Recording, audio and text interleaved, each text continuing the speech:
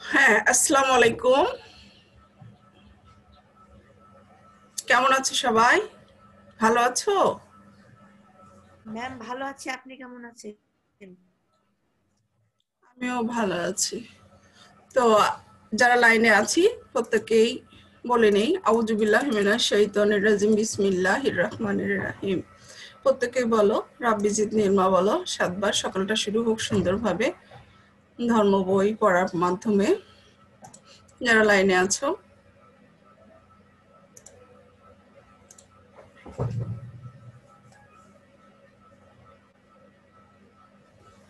লাইনে আছে সাজিদ, নাফিসা, হিমা, কামিনী। শোনো, তোমাদের অ্যাসাইনমেন্ট আসছে, যেটা দ্বিতীয়বার করতে হবে। তো তোমরা এটা চ্যাট বক্সে দেওয়া থাকবে, তোমরা নিয়ে নিবা।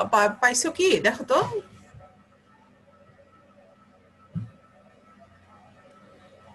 শুনতে পাচ্ছ?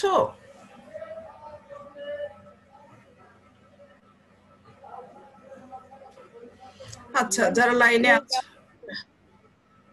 পাচ্ছ না? না ম্যাম,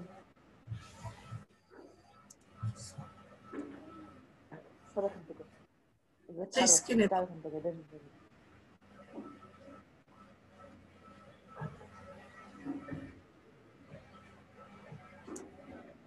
ম্যাম। না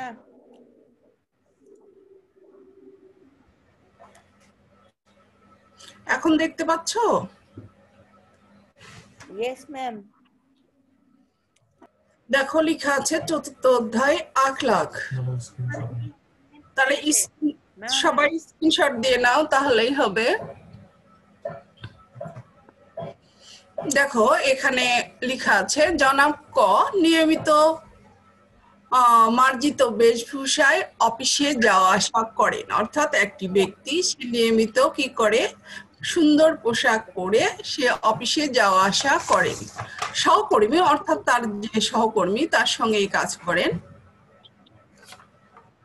তার সঙ্গেই যে কাজ করেন, আর সেই সহকর্মী সেবা গ্রহণকারী, তারপরে যে তার কাছ থেকে সেবা নেয়, সবাই তার ব্যবহারে মুগ্ধ। অর্থাৎ তার ব্যবহারও ছিল ভালো, পোশাক আশাকও ছিল ভালো। তো তার সহকর্মী জনাব খ, অর্থাৎ তার যে সহকর্মী, তার নাম যেই হোক, তার এলাকায় অসুস্থ পীড়িত পশু পাখি, বিরান বিপন্ন গাছগাছালির পরিচর্যার জন্য একটি বহুমুখী ইনস্টিটিউট পরিচালনা করেন। তো আসলে এখন এটা আমাদের সৃজনশীল প্রশ্নের মতো করে সুন্দর করে তো লিখতে হবে। তো এখন এই ক্ষেত্রে অ্যাসাইনমেন্ট তোমরা তো একটা জমা দিয়েছো, আরো সুন্দর করে পড়তে হবে। তো এখন এই ক্ষেত্রে আমি আলোচনা করব আজকে 4র্থ অধ্যায়ের পার্ট 3। তাহলেই তোমরা এটা সুন্দর করে লিখতে পারবা। তো আখলাক, আখলাকটা কি এটা তো আমরা প্রত্যেকেই জানি, তবুও আরেকবার বলে নিচ্ছি আমি, এটাই থাকবে। তো আখলাকটা কি এটা হলো, আমরা শুনে নিই পুরোটা। তো মানুষের দৈনন্দিন জীবন যাপন পরিচালনা, যে বহিঃপ্রকাশ, অর্থাৎ দৈনন্দিন জীবনে মানুষের চলাফেরার আচার আচরণের যে সমষ্টি বা বহিঃপ্রকাশ ঘটে, সেটাই হলো আখলাক। অর্থাৎ কথাবার্তা, তারপর চালচলন, বেশভূষায় যে সুন্দর যে আচরণ, সেটাকে আমরা কি বলি, আখলাক বলে থাকি। তো এখন এই ক্ষেত্রে যেটা, সেটা আমরা কি করব, খেয়াল করব যে আসলে আখলাকের কোন দিকটা আমরা পেয়েছি। বুঝতে পারছো? শুনতে পাচ্ছ আমাকে? ইয়েস না? ম্যাম। আচ্ছা, তো আসলে যেটা খেয়াল করবে তোমরা, যে আখলাক অর্থ হলো স্বভাব, চরিত্র, আচার, ব্যবহার ইত্যাদি। তো আমরা কিছু লেখার আগেই আখলাকটা কি এটা আগে টিচারকে বুঝিয়ে দেব। বুঝতে পারছো? হ্যাঁ, আখলাকটা কি, মানুষের দৈনন্দিন কাজকর্মের মাধ্যমে যেসব আচার ব্যবহার চালচলন স্বভাবের প্রকাশ পায়, এসবের সমষ্টি হলো আখলাক। আর এই আখলাক হলো 2 প্রকার। কয় প্রকার? 2 প্রকার। একটা হলো আখলাকে হামিদা, অর্থাৎ হলো প্রশংসনীয় আচরণ, যা কিছু ভালো তা কিছু আমরা কি করব, গ্রহণ করব, আর যা কিছু মন্দ তা কিছু আমরা বর্জন করব। তো আসলে এই ক্ষেত্রে প্রথমে কোনো কিছু লিখতে গেলে সেটা আসলে কিসের অন্তর্ভুক্ত, এটা আসলে শালীনতা বোধ। নাফিসা আসো লাইনে? Yes ma'am. বলতো যে আসলে শালীনতা কোন ধরনের আখলাক? আখলাকে হামিদা। হ্যাঁ, আখলাকে হামিদা। আর সাজিদ বলতো যে আখলাকে হামিদার আসলে মধ্যে যে কি কি গুণ থাকে বলতো সেটা? ম্যাম ভদ্রতা, নম্রতা, লজ্জাশীলতা, আর আচার-আচরণের কথাবার্তায় ভদ্রতা। হ্যাঁ হ্যাঁ, যেটা আমরা গতদিনও আলোচনা করেছি, আরো সুন্দরভাবে মনে রাখার চেষ্টা করবে। আচ্ছা, আমিনুল আছো লাইনে? আমিনুর,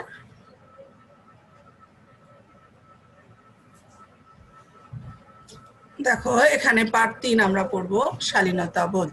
যারা লাইনে নাই পরে আমরা কি করব শুনে নেব, শুনে নিয়ে আমরা কি করব সেটা ভালো করে অ্যাসাইনমেন্ট তৈরিতে আমাদের কাজে লাগবে। শালীনতার আরবি প্রতিশব্দ হলো তাহাজিম, যার অর্থ হলো ভদ্রতা, নম্রতা এবং লজ্জাশীলতা।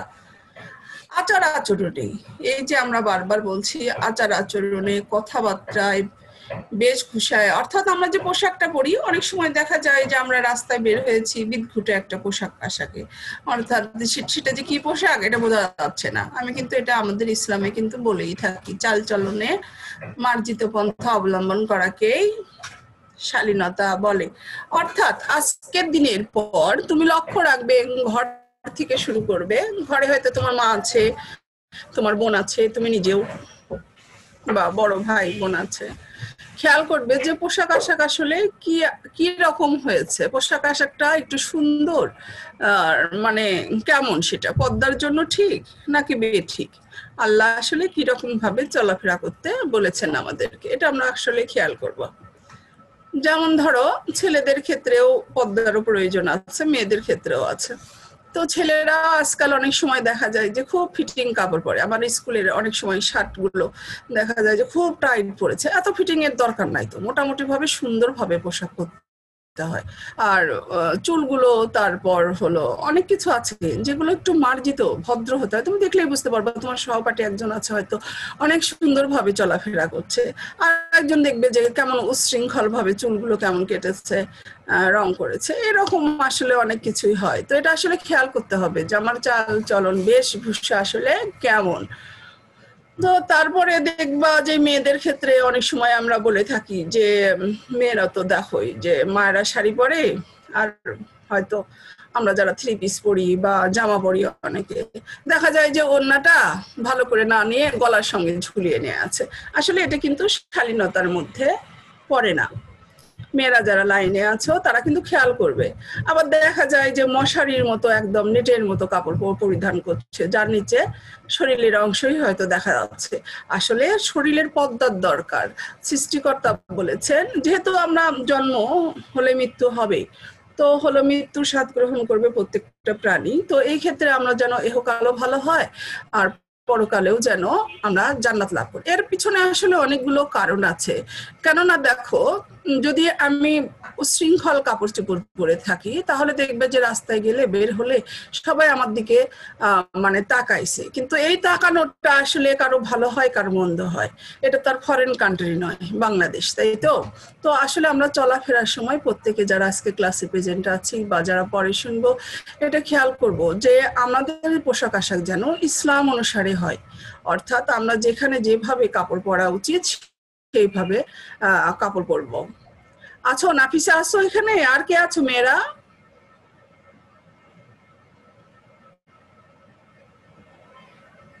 আচ্ছা, শুনতে পাচ্ছ আমাকে? Yes ma'am. কে বলছো ইয়েস ম্যাম? বলো তো নাম। সাজিদ? হ্যাঁ, গুড বয়। সাজিদ আমার প্রত্যেকটা ক্লাসেই ছিল, সাজিদ গুড বয়।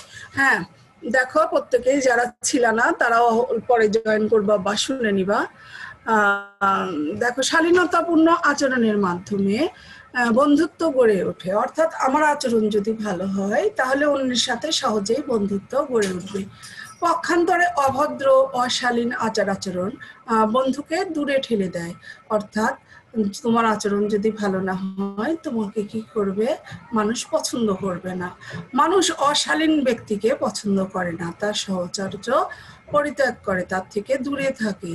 নবী করিম সাল্লাল্লাহু আলাইহি সাল্লাম বলেন, মানুষের মধ্যে ওই ব্যক্তি সবচেয়ে নিকৃষ্ট যার অশ্লীলতা থেকে রক্ষা পাওয়ার জন্য লোকেরা তাকে পরিত্যাগ করে। বুখারী। অশালীন ব্যক্তিকে আল্লাহ তাআলা কখনোই পছন্দ করেন না, বরং অশালীন ব্যক্তিকে আল্লাহ তাআলা ঘৃণা করেন। এই প্রসঙ্গে মহানবী সাল্লাল্লাহু আলাইহি সাল্লাম বলেন, অর্থ, নিঃসন্দেহে আল্লাহ তাআলা অশালীন এবং দুশ্চরিত্র ব্যক্তিকে ঘৃণা করেন। তিরমিজি। শালীনতা মানুষের জীবনে অপরিহার্য বিষয়। মহান আল্লাহ আমাদেরকে শালীনতার শিক্ষা দিয়েছেন।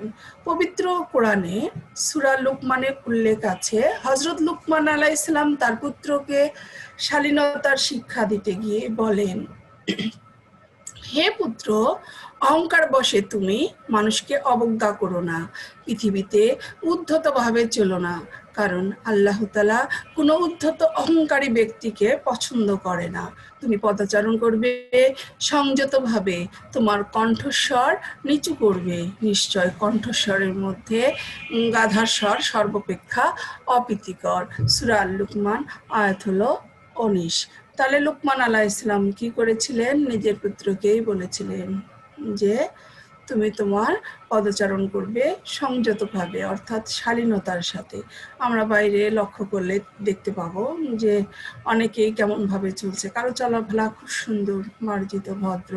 তুমি এসে বলবে যে তোমার ওই বন্ধুটার আচরণ খুব সুন্দর, আবার এর আচরণ ভালো নয়, সে অহংকার করে কথা বলে।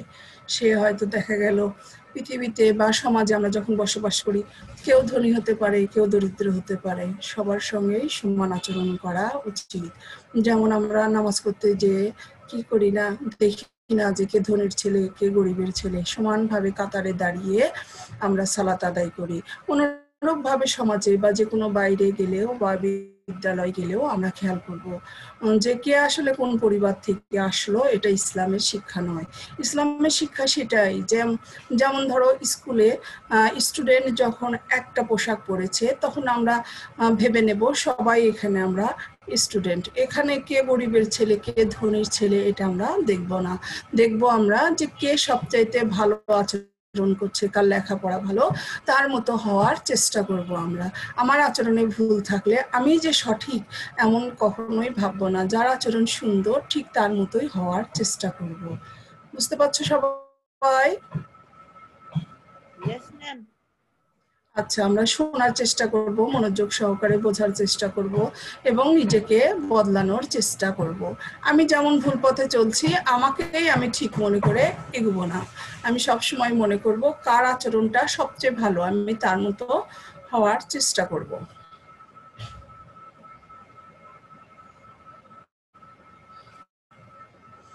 আমরা পৃথিবীতে বাস করি, এখানে পৃথিবীতে সৃষ্টিকর্তা কি করেন? অনেক জিনিস দিয়েছেন, যে যেগুলা হয়তো দেখো উচ্ছিষ্ট খাবার কিন্তু কুকুর খায়, তাই না?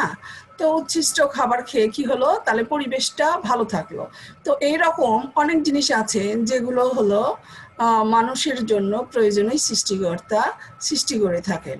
আর এরকম সৃষ্টির যে আমাদের জন্য যেগুলো হলো সৃষ্টি করেছেন সৃষ্টিকর্তা, এগুলোকে দেখার দায়িত্ব আমাদের, অর্থাৎ মানুষের। তো পাঠ হলো এখানে পাঠ 4 হলো সৃষ্টির সেবা। তো সৃষ্টির সেবাটা আমরা কিভাবে করব, সৃষ্টিকর্তা আমাদের কিভাবে করতে বলেছেন, এটা আমরা খেয়াল করব। ইসলামী পরিভাষায় আল্লাহর সৃষ্টির প্রতি দয়া ও সহানুভূতিশীল হয়ে আদর যত্ন করার নামই হলো সৃষ্টির সেবা। মহান আল্লাহ মহান আল্লাহ মহান আল্লাহ এই সুন্দর পৃথিবীতে মানুষকে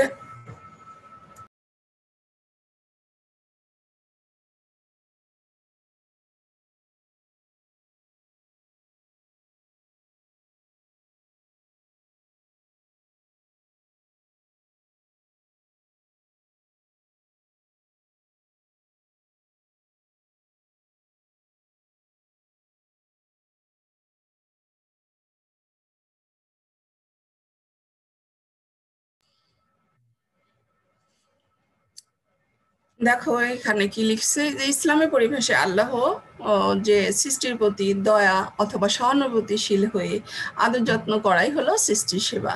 মহান আল্লাহ এই সুন্দর পৃথিবীতে মানুষকে আশরাফুল মাখলুকাত তথা সৃষ্টির সেরা করে পাঠিয়েছেন। আর এই সৃষ্টিকুলের সবকিছু যেমন জীবজন্তু, পশু পাখি, কীট পতঙ্গ, পাহাড় পর্বত, গাছপালা ইত্যাদি মানুষের উপকারের জন্যই সৃষ্টি করেছেন। সুতরাং এসব সৃষ্টির প্রতি সহানুভূতিশীল হয়ে বা সহানুভূতি দেখানো, এগুলোর উপর রক্ষণাবেক্ষণ এবং যত্ন করা আমাদের অবশ্যই কর্তব্য। তো আসলে আমরা দেখব যে হয়তো কোনো পশু পাখি অনাহারে আছে, আমাদের উচ্ছিষ্ট খাবারগুলো ঠিক নষ্ট না করে ওদেরকেও দিতে পারি, বা ভালো খাবারও যদি আমাদের অতিরিক্ত থাকে ওদেরকে দিয়ে আমরা সেই উপকারটা করতে পারি। তাহলে কি হবে, সৃষ্টির যে জন্য আল্লাহ সৃষ্টি করেছেন সেগুলোই বজায় থাকবে। গুরুত্বটা কি একটু মনে রাখো সবাই, যে যে সৃষ্টির প্রতি দয়া এবং সহানুভূতিশীল প্রদর্শন করে আল্লাহ তার প্রতি খুশি হয়ে রহমত বর্ষণ করেন। এ প্রসঙ্গে নবী করিম সাল্লাল্লাহু আলাইহি ওয়াসাল্লাম বলেন, অর্থ তোমরা জমিনের অধিবাসীদের প্রতি দয়া প্রদর্শন করবে, তাহলে আসমানের অধিপতি মহান আল্লাহ তোমাদের প্রতি দয়া করবেন। অর্থাৎ জমিনের যে অধিবাসী অর্থাৎ মানুষজন যেগুলো বা পশু পাখি যে যা আছে এদের প্রতি যদি আমি দয়া করি, তাহলে আসমান থেকে আল্লাহ আমাদের কি করবেন, দয়া করবেন বা ভালোবাসবেন।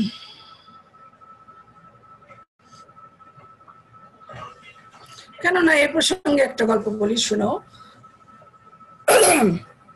এক সময় আছে যে আল্লাহ তাআলা রোজ কিয়ামতের দিন কি হবে জিজ্ঞেস করবে যে তুমি আমাকে খাদ্য দাওনি, বস্ত্র দাওনি। তখন মানুষ বোকার মতো বলবে যে আপনার তো ক্ষুধা তৃষ্ণা বা বস্ত্রের কোনো প্রয়োজন ছিল না। তখন সৃষ্টিকর্তা বলবেন যে আমি হলো তোমার পাশেই ছিলাম, অর্থাৎ ক্ষুধার্ত মানুষকে খাবার দিলে আমাকে খেতে দেওয়া হতো, অন্য যার বস্ত্র নেই তাকে বস্ত্র দিলেও আমাকে বস্ত্র দেওয়া হতো। তাই আমরা এটা খেয়াল রাখবো যে মানুষের সেবার মাধ্যমেই সৃষ্টিকর্তাকে খোঁজা যায় বা পাওয়া যায়। এই পৃথিবী, এই মহাবিশ্বে যা কিছু আছে তা সবকিছু মহান আল্লাহর সৃষ্টি। সৃষ্টি জগতের সবকিছু নিয়েই আল্লাহর সৃষ্টি পরিবার। আল্লাহর সৃষ্টি পরিবারে মানুষের সেরা সৃষ্টি। পরিবারে যেমন পরিবারের প্রধানের অনেক দায়িত্ব ও কর্তব্য থাকে, তেমনি সৃষ্টি জগতের প্রতিও মানুষের অনেক দায়িত্ব ও কর্তব্য আছে। সৃষ্টিগুলির প্রতি এই দায়িত্ব পালন করার নামই হলো সৃষ্টির সেবা। মানুষের উপর প্রধানত দুই ধরনের কর্তব্য আছে। কয় ধরনের বলতো?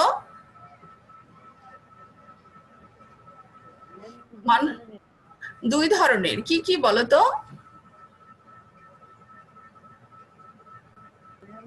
আল্লাহকে হামিদা, আল্লাহকে জামিমা। না বাবু, এবার শোনো তাহলে, যে মানুষের উপর প্রধানত দুই ধরনের হলো কর্তব্য রয়েছে। একটা হলো স্রষ্টার প্রতি কর্তব্য, অর্থাৎ যিনি আমাকে সৃষ্টি করলেন তার প্রতি আমার কর্তব্য। যেমন ধরো তার কথা শুনে চলা, মেনে চলা, নামাজ পড়ার মাধ্যমে কৃতজ্ঞতা প্রকাশ করা, ইবাদত বন্দিগি করা, এগুলোই হলো স্রষ্টার প্রতি কর্তব্য। তারপরে হলো সৃষ্টির প্রতি কর্তব্য। সৃষ্টির প্রতি কর্তব্যটা কি, যে আল্লাহ তাআলা যে মানুষের উপকারের জন্য যেগুলো সৃষ্টি করলেন তাদের প্রতি সেবা বা দয়া প্রদর্শন করাই হলো সৃষ্টির প্রতি কর্তব্য।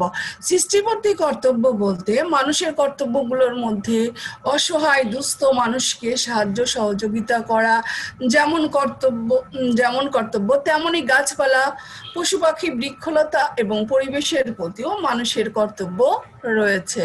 সৃষ্টির প্রতি সদয় হলে এবং এদের লালন পালন ও রক্ষণাবেক্ষণ করলে আল্লাহ তাআলা খুশি হন, তেমনি এদের প্রতি অবহেলা করলে, নিষ্ঠুর আচরণ করলে আল্লাহ তাআলা অসন্তুষ্ট হন। এ সম্পর্কে মহানবী সাল্লাল্লাহু আলাইহি ওয়াসাল্লামের একটি হাদিস হলো, সমগ্র সৃষ্টি জগৎ আল্লাহর পরিবার। আল্লাহর কাছে সেই ব্যক্তি প্রিয় যে তার পরিবারের প্রতি অনুগ্রহ করে, অর্থাৎ আল্লাহ তাআলার কাছে সেই ব্যক্তি সবচেয়ে প্রিয় যে আল্লাহর মানে কথা মতো সমস্ত কিছুরই নিয়ম কানুন অনুসারে চলে বা জীবন পরিচালনা করে। বুঝতে পারছো? তো সবাই আমরা এটা খেয়াল করব যে সৃষ্টি জগতে যা কিছু আছে তাদেরও সেবা করা, এটা আল্লাহ তাআলারই নির্দেশ।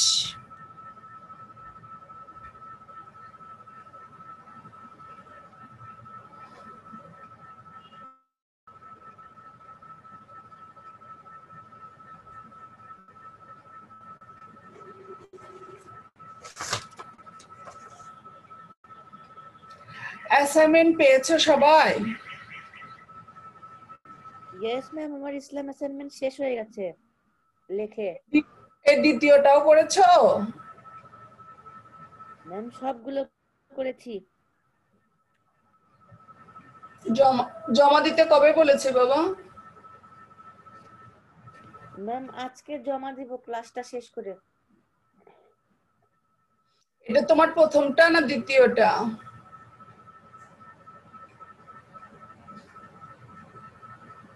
ম্যাম মনে এটা আছে? দ্বিতীয় আর চতুর্থটা। তো তাহলে আমরা শুধু এখন তাহলে কি করব, মনোযোগ সহকারে ইসলাম শিক্ষা, কিন্তু এই সপ্তাহ আমার পুরোটা ক্লাস হবে। ক্লাস করব, ক্লাস না করলে কি হবে, আমি যে আমার আচরণ আসলে লেখাপড়ার হলো মূল উদ্দেশ্য হলো তোমার আচরণকে পরিবর্তন করা এবং হলো সুন্দর ভবিষ্যৎ গড়া এবং ভালো মানুষ হিসেবে নিজেকে তৈরি করা। তো এই ক্ষেত্রে আসলে আমরা প্রত্যেকেই খেয়াল রাখবো যে নিজের নিজের আচরণ যেন অবশ্যই ভালো থাকে এবং আমরা ইসলামের আলোকে জীবন গড়ি। বুঝতে পারছো? তো সেই জন্য আমরা কি করব, প্রত্যেকেই এই অ্যাসাইনমেন্ট তৈরি করার মাধ্যমেই যারা হলো ক্লাসে নাই তারা পরে দেখে নিবে। অ্যাসাইনমেন্ট এখানে চ্যাট বক্সে দেওয়া থাকলো। তো ক্লাস করতে করতে সবাই মনে হয় অনেক ক্লান্ত হয়ে গেছো। যেই হোক, সবাই সুস্থ থাকার চেষ্টা করবে, প্রত্যেকেই লাল চা বেশি বেশি খাবে, পরিবারের প্রতি খেয়াল রাখবে, প্রত্যেকেই নিজেদের আচরণ ভালো থাকলেই আমরা খুশি হব। কেননা দেখো, আখলাখ থেকেই হলো তোমাদের অ্যাসাইনমেন্ট পড়েছে, অর্থাৎ আখলাখটা ঠিক করা বা নিজেদের স্বভাব চরিত্র ঠিক করা, এটা কতটা জরুরি। তাহলে অ্যাসাইনমেন্ট তৈরি শুধু নয় বা জমা দেওয়াও নয়, নিজেকেও চেঞ্জ করার প্রত্যেকেই চেষ্টা করব। বুঝতে পারছো? এখন কামিনী আছো লাইনে? কামিনী, ইয়েস ম্যাম। বলো তো কি শিখলা বাবা, বলো তো একটু শুনি। ম্যাম আমরা আখলাক সম্পর্কে শিখলাম এবং আমরা কিভাবে নিজে চলবো, কিভাবে নিজেকে তৈরি করব, নিজের স্বাধীনতা ভারত কিভাবে গড়ে তুলবো সে সম্পর্কে শিখলাম। গুড, অনেক ভালো শুনেছো। আসলে ইসলামকে পুঁথিগত বিদ্যা হিসেবে আমরা কেউ নিব না। ইসলাম আমার ধর্ম, ইসলাম অনুসারে জীবন গড়বো, তাহলে আমাদের ইহকালও ভালো হবে, পরকালেও আল্লাহ তাআলা কি করবেন, আমাদের জান্নাত দান করবেন। তো আমরা আসলে প্রত্যেকেই ইসলাম অনুসারে আল্লাহ যেন চলার তৌফিক দান করেন, আল্লাহর কাছে আমাদের এই প্রত্যাশাই থাকবে। হ্যাঁ, তো আসলে মনে করব যে সামান্য একটু পড়া, পরীক্ষা দিব আর নিজের মান উন্নয়ন হয়ে গেল, ওখানে আমি ফার্স্ট হলাম, বাট আমার আচরণের মধ্যে এরকম কোনো কিছুই নাই। তো এরকম আসলে আমাদের হওয়া যাবে না। তো আমরা আসলে কি করব, নিজের আচরণটা ঠিক রেখে ইসলামের আলোকে নিজের জীবন গড়ার চেষ্টা করব প্রত্যেকেই। আচ্ছা, তোমাকে অসংখ্য ধন্যবাদ। সাজিদ একটু বলো। ম্যাম কি বলবো? আজকে আমরা কি শিখলাম বাবা সেটুকু বলো। আজকে আমাদের পাঠ থেকে আসলে কি শেখা হলো? ম্যাম আখলাকে হামদা সম্পর্কে শিখলাম, আর স্বাধীনতা সম্পর্কে শিখলাম, আর সবার সাথে ভালো ব্যবহার করার আচরণ ওগুলো সব শিখলাম। আচ্ছা, সৃষ্টির প্রতি দয়া। আমরা এই অনুসারে জীবন করব। আগামীকাল আবার সেম টাইমে দেখা হবে। সবাইকে ক্লাসে অংশগ্রহণের জন্য অসংখ্য ধন্যবাদ। আসসালামু আলাইকুম। ঠিক আছে ম্যাম, আসসালামু আলাইকুম। ওয়ালাইকুম আসসালাম।